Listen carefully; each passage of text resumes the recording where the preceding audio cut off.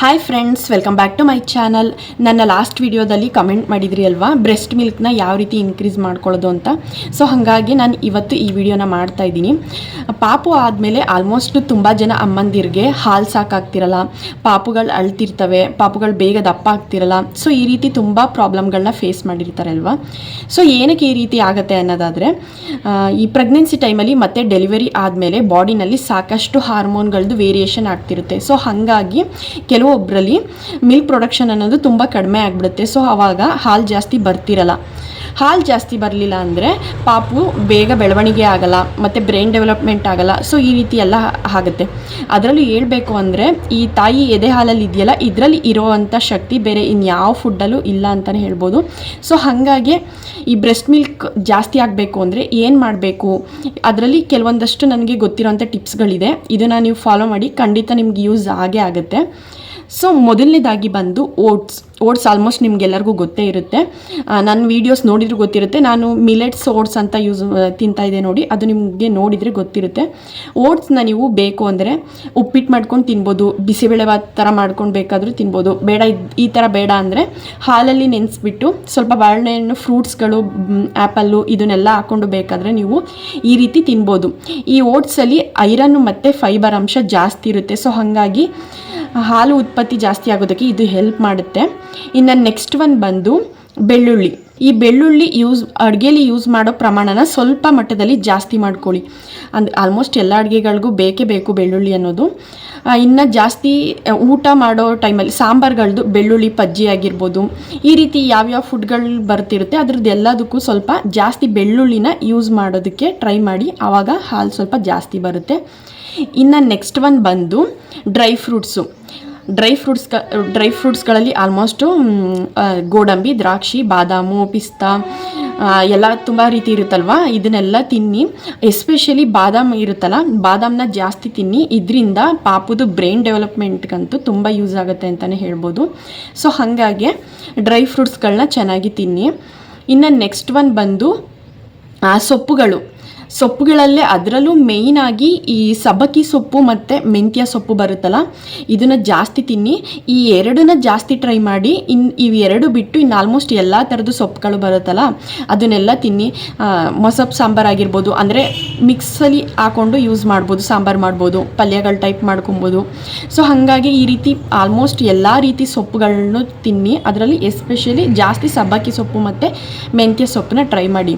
ಇನ್ನು next one ಬಂದು ತರಕಾರಿಗಳಲ್ಲಿ ನೀವು ಹಸಿ ತರಕಾರಿನಾದರೂ ತಿನ್ಬೋದು, ಬೇಯಿಸಿರೋದಾದರೂ ತಿನ್ಬೋದು.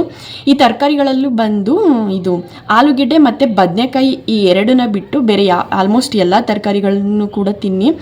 ಈಗ ಹಸಿ ತರಕಾರಿ ಅಂದರೆ ಬೇಕು ಅಂದರೆ ಕ್ಯಾರೆಟ್ ತಿನ್ಬೋದು, ಇಲ್ಲ ಮೂಲಂಗಿ ತಿನ್ಬೋದು, ಇಲ್ಲ ಗೆಡ್ಡೆಕೋಸು ತಿನ್ಬೋದು.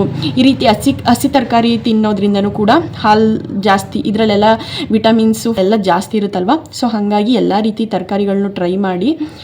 ಇನ್ನು ನೆಕ್ಸ್ಟ್ ಒನ್ ಬಂದು ಈ ತರಕಾರಿಗಳಲ್ಲಿ ಇನ್ನೊಂದು ಮೇಯ್ನ್ ಬಂದು ಕ್ಯಾರೆಟ್. ಈ ಕ್ಯಾರೆಟಲ್ಲಿ ವಿಟಮಿನ್ ಎ ಅನ್ನೋದು ತುಂಬ ಜಾಸ್ತಿ ಇರುತ್ತೆ. ಸೊ ಕ್ಯಾರೆಟು ಹಾಲು ಉತ್ಪತ್ತಿ ಆಗೋದಕ್ಕೆ ಜಾಸ್ತಿ ಹೆಲ್ಪ್ ಮಾಡುತ್ತೆ ಅಂತಲೇ ಹೇಳ್ಬೋದು. ನೀವು ಬೇಕು ಅಂದರೆ ಪ್ರತಿದಿನವೂ ಕೂಡ ಕ್ಯಾರೆಟ್ದು ಜ್ಯೂಸ್ ಮಾಡ್ಕೊಂಡು ಕುಡೀರಿ. ಪ್ರತಿದಿನವೂ ಕೂಡ ಬೇಕು ಅಂದರೆ ಕುಡಿಬೋದು.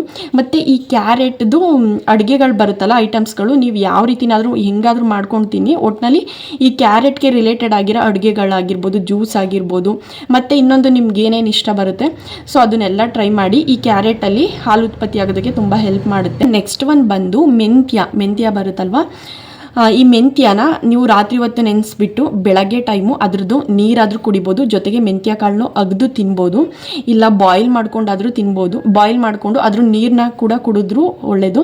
ಇನ್ನು ನೆಕ್ಸ್ಟು ಈ ಅಡುಗೆಗಳಲ್ಲಿ ಆಲ್ಮೋಸ್ಟ್ ಈ ದೋಸೆ, ಇಡ್ಲಿ ಮತ್ತು ಬೇರೆ ಇನ್ನು ಕೆಲವೊಂದು ಐಟಮ್ಸ್ಗಳು ಬರ್ತಾವಲ್ಲ, ಅದಕ್ಕೆಲ್ಲದು ಸ್ವಲ್ಪ ಮೆಂತ್ಯನ ಆ್ಯಡ್ ಮಾಡಿ. ಹಾಗಂತ ಹೇಳ್ಬಿಟ್ಟು ಜಾಸ್ತಿ ಪ್ರತಿದಿನವೂ ಮೆಂತ್ಯನ ಯೂಸ್ ಮಾಡೋದಕ್ಕೆ ಹೋಗ್ಬೇಡಿ, ಯಾಕೆಂದರೆ ಕೆಲವೊಂದು ಸರಿ ಅದರಿಂದ ಕೋಲ್ಡ್ ಆಗೋ ಚಾನ್ಸಸ್ ಇರುತ್ತೆ. ಸೊ ಹಾಗಾಗಿ ಈ ಮೆಂತ್ಯ ಇರೋ ಅಡುಗೆಗಳನ್ನ ನೀವು ಒಂದಿನ ಬಿಟ್ಟು ಒಂದಿನ ಟ್ರೈ ಮಾಡಿ. ಈಗ ಮೆಂತ್ಯನ ರಾತ್ರಿ ನೆನೆಸ್ಬಿಟ್ಟು ಬೆಳಗ್ಗೆ ಟೈಮ್ ಕುಡಿತೀವಿ ಅಂದರೆ ಪ್ರತಿದಿನವೂ ಕುಡಿಯೋದಕ್ಕೆ ಹೋಗ್ಬಿಡಿ. ಒಂದಿನ ಬಿಟ್ಟು ಒಂದಿನ ನೆನೆಸ್ಬಿಟ್ಟು ಕುಡೀರಿ, ಇನ್ನೊಂದು ದಿನ ಅದನ್ನೇ ಬಾಯ್ಲ್ ಮಾಡಿಬಿಟ್ಟು ಕುಡೀರಿ. ಸೊ ಈ ರೀತಿ ಇನ್ನೊಂದು ದಿನ ಏನಾದರೂ ದೋಸೆ ಮಾಡಿದಾಗ ಒಂದು ಸ್ವಲ್ಪ ಮೆಂತ್ಯನ ಆ್ಯಡ್ ಮಾಡಿಬಿಟ್ಟು ರುಬ್ಬಿಟ್ಟು ಮಾಡ್ಕೊಂಡು ತಿಂತೀವಲ್ಲ, ಸೊ ಆ ರೀತಿ ಮಾಡಿ. ಹೀಗೆ ಒಂದಿನ ಬಿಟ್ಟು ಒಂದಿನ ಮೆಂತ್ಯನ ಯೂಸ್ ಮಾಡಿ. ಇನ್ನು ನೆಕ್ಸ್ಟ್ ಒನ್ ಬಂದು ಜೀರಿಗೆ. ಜೀರಿಗೆನೂ ಸಹ ಹಿಂಗೇನೆ, ಬೇಕಾದರೆ ನಿಮಗೆ ನೈಟು ನೆನೆಸ್ಬಿಟ್ಟು ಬೆಳಗ್ಗೆ ಅದ್ರದ್ದು ನೀರು ಕುಡೀರಿ, ಇಲ್ಲ ಬಾಯ್ಲ್ಡ್ ಮಾಡಿಕೊಂಡು ಅದ್ರದ್ದು ನೀರಾದರೂ ಕುಡೀರಿ.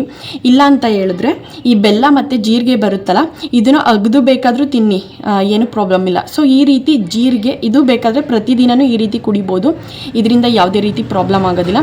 ಸೊ ಇದೊಂದು ಜೀರಿಗೆ ಬಂದು ಮಿಲ್ಕ್ ಇನ್ಕ್ರೀಸ್ ಆಗೋದಕ್ಕೆ ಹೆಲ್ಪ್ ಮಾಡುತ್ತೆ.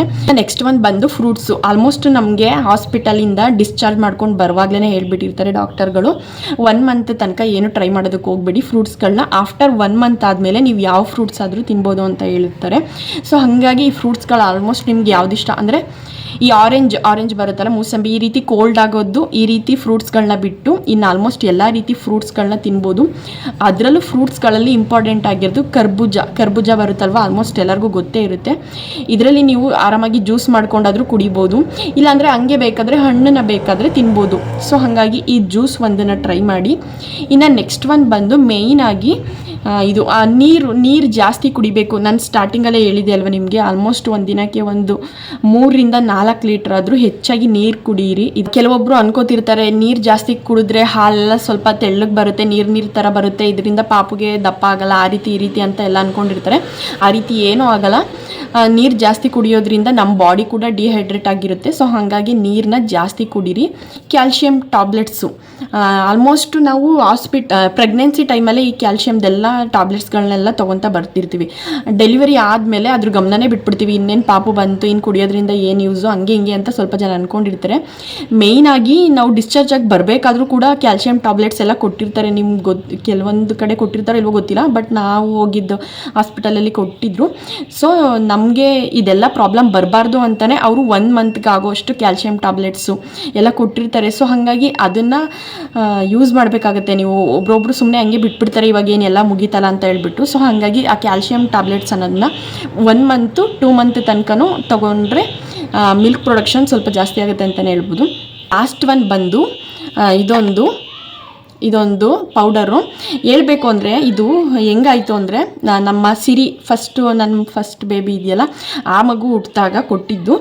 ನನಗೆ ಆ್ಯಕ್ಚುಲಿ ಇದ್ರ ಅವಶ್ಯಕತೆ ಒಂದು ಚೂರು ಇರಲಿಲ್ಲ. ಬಟ್ ಅಲ್ಲಿ ಹಾಸ್ಪಿಟಲಲ್ಲಿ ಏನಾಯಿತು ಅಂದರೆ, ಮುಂದೆ ಅವರು ಮನೆಗೆ ಹೋದ್ಮೇಲೆ ನಾವು ಈ ರೀತಿ ಪ್ರಾಬ್ಲಮ್ಗಳನ್ನ ಫೇಸ್ ಮಾಡಬಾರ್ದು, ಮತ್ತೆ ಹಾಸ್ಪಿಟಲ್ಗೆ ಬರಬಾರ್ದು ಅಥವಾ ಪರದಾಡಬಾರ್ದು ಅಂತ ಹೇಳ್ಬಿಟ್ಟು ಅಲ್ಲೇ ನಮಗೆ ಡಾಕ್ಟರೇ ಪ್ರಿಸ್ಕ್ರೈಬ್ ಮಾಡಿಬಿಟ್ಟಿದ್ರು. ಇದನ್ನು ಸಜೆಸ್ಟ್ ಮಾಡಿದರು ಅವಾಗ, ಬೆಳಗ್ಗೆ ಮತ್ತು ನೈಟ್ ಟೈಮು ಹಾಲ್ಗೆ ಹಾಕೊಂಡು ಕುಡೀರಿ ಅಂತ ಹೇಳ್ಬಿಟ್ಟು. ಬೇಕು ಅಂದರೆ ಇದನ್ನು ನೀವು ಟ್ರೈ ಮಾಡಿ. ಲ್ಯಾಕ್ಟೋನಿಕ್ ಅಂತ ಹೇಳ್ಬಿಟ್ಟು ಇದು ಪೌಡರು ಪಿಸ್ತಾ ಫ್ಲೇವರಲ್ಲಿ ಇರುತ್ತೆ. ಇದನ್ನು ಕುಡಿಯೋದ್ರಿಂದ ನನಗೆ ಅವಾಗ ನಾನು ಒಂದು 2-3 ದಿನ ಅಷ್ಟೇ ಹಾಸ್ಪಿಟಲಲ್ಲಿ ಇದ್ದಾಗ ತೊಗೊಂಡಿದ್ದೆ. ಇದನ್ನು ನನಗೇನು ಆಲ್ಮೋಸ್ಟ್ ಈ ರೀತಿ ಏನು ಪ್ರಾಬ್ಲಮ್ ಇಲ್ಲ, ನಾರ್ಮಲಾಗಿ ಚೆನ್ನಾಗಿ ಹಾಲು ಬರ್ತಾಯಿತ್ತು. ಬಟ್ ಇದನ್ನು ತೊಗೊಂಡ್ಮೇಲೆ ಹಾಲು ಜಾಸ್ತಿನೇ ಆಗಿಬಿಟ್ಟಿತ್ತು ಅಂತಲೇ ಹೇಳ್ಬೋದು. ನಾನು ಒಂದು 2-3 ದಿನ ಅಲ್ಲೇ ಯೂಸ್ ಮಾಡಿಬಿಟ್ಟು ಇನ್ನು ಯೂಸ್ ಮಾಡೋಕ್ಕೆ ಹೋಗಲಿಲ್ಲ, ಜಾಸ್ತಿ ಆಗಿಬಿಡುತ್ತೆ ಸುಮ್ಮನೆ ಅಂತ ಹೇಳ್ಬಿಟ್ಟು. ನೀವು ಬೇಕು ಅಂದರೆ ಇದನ್ನು ಟ್ರೈ ಮಾಡಿ. ಇದು ಆಲ್ಮೋಸ್ಟ್ ಇದು ವರ್ಕ್ ಆಗುತ್ತೆ ಅಂತಲೇ ಹೇಳ್ಬೋದು. ನಾನು ಯಾವುದೋ ಒಂದು ಮೆಡಿಸನ್ ಬಗ್ಗೆ ಹೇಳ್ತಿದ್ದೀನಿ ಅಂತ ಹೇಳಿದ್ರೆ ಸುಮ್ಮನೆ ನನಗೆ ಇಷ್ಟ ಬಂದಂಗೆ ಯಾವತ್ತೂ ಹೇಳಕ್ಕೆ ಹೋಗಲ್ಲ. ನನಗೆ ಎಕ್ಸ್ಪೀರಿಯನ್ಸ್ ಇದ್ದು ಅಥವಾ ನಾನು ಆ ಪ್ರಾಡಕ್ಟ್ನ ಬಳಸಿದರೆ ಮಾತ್ರ ನಿಮ್ಮ ಜೊತೆ ಅದನ್ನು ಶೇರ್ ಮಾಡೋಕ್ಕೆ ಹೋಗ್ತೀನಿ. ಸುಮ್ಮನೆ ಯಾವುದೋ ಫೋಟೋದಲ್ಲಿ ಅಥವಾ ವೀಡಿಯೋದಲ್ಲಿ ನೋಡ್ಬಿಟ್ಟು ನಾನು ಈ ರೀತಿ ಮೆಡಿಸನ್ಗೆ ರಿಲೇಟೆಡ್ ಆಗಿ ಏನು ಹೇಳೋದಕ್ಕೂ ಕೂಡ ಹೋಗಲ್ಲ. ನಾನೇನಾದರೂ ಯೂಸ್ ಮಾಡಿ ನನಗೆ ಅದ್ರ ಬಗ್ಗೆ ಕಂಪ್ಲೀಟಾಗಿ ಗೊತ್ತಿದ್ದು ಅದ್ರ ಬಗ್ಗೆ ವರ್ಕ್ ಆದರೆ ಮಾತ್ರ ನಾನು ಇದ್ರ ಬಗ್ಗೆ ಈ ಮೆಡಿಸನ್ಗೆ ರಿಲೇಟೆಡ್ ಆಗಿ ಹೇಳ್ತೀನಿ. ಸೊ ಹಾಗಾಗಿ ಇದೊಂದು ಬೇಕು ಅಂದರೆ ಇದನ್ನೊಂದು ಯೂಸ್ ಮಾಡಿ. ನಿಮಗೆ ಒಂದು ಬಾಟಲ್ನ ಯೂಸ್ ಮಾಡಿ ನಿಮ್ಗೆ ಗೊತ್ತಾಗ್ಬಿಡುತ್ತೆ ಆವಾಗ, ಓಕೆ ಪರವಾಗಿಲ್ಲ ಚೆನ್ನಾಗಿದೆ ಇದು ಅಂತ ಹೇಳಿದ್ರೆ ಬೇಕಾದರೆ ಕಂಟಿನ್ಯೂ ಮಾಡ್ಬೋದು, ಇಲ್ಲ ಅಂದರೆ ಸುಮ್ಮನೆ ಆಗ್ಬೋದು. ಇವಾಗ ಇದರಲ್ಲಿ ನಮ್ಮಮ್ಮ ಪೌಡರ್ ಇಲ್ಲ, ಇದರಲ್ಲಿ ಹರಳೆಣ್ಣೆ ತುಂಬಿಸಿ ಇಟ್ಕೊಂಡ್ಬಿಟ್ಟಿದ್ದೀವಿ. ಸೊ ಹಾಗಾಗಿ ಇದನ್ನೊಂದು ಟ್ರೈ ಮಾಡಿ, ಇದೊಂದು ಚೆನ್ನಾಗಿರುತ್ತೆ ಅಂತಲೇ ಹೇಳ್ಬೋದು. ಎಸ್ ಗೈಸ್, ನನಗೆ ಗೊತ್ತಿರೋವಂಥ ಟಿಪ್ಸ್ಗಳು ಇದಿಷ್ಟಾಗಿತ್ತು. ಈ ವಿಡಿಯೋಯಿಂದ ನಿಮ್ಗೇನಾದರೂ ಯೂಸ್ಫುಲ್ ಆಗಿದ್ರೆ ಮಾತ್ರ ನನ್ನ ಚಾನಲ್ಗೆ ಸಬ್ಸ್ಕ್ರೈಬ್ ಮಾಡಿ, ಹಾಗೆ ಸಪೋರ್ಟ್ ಮಾಡಿ. ಈ ವಿಡಿಯೋನ ಇಲ್ಲಿಗೆ ಎಂಡ್ ಮಾಡ್ತೀನಿ.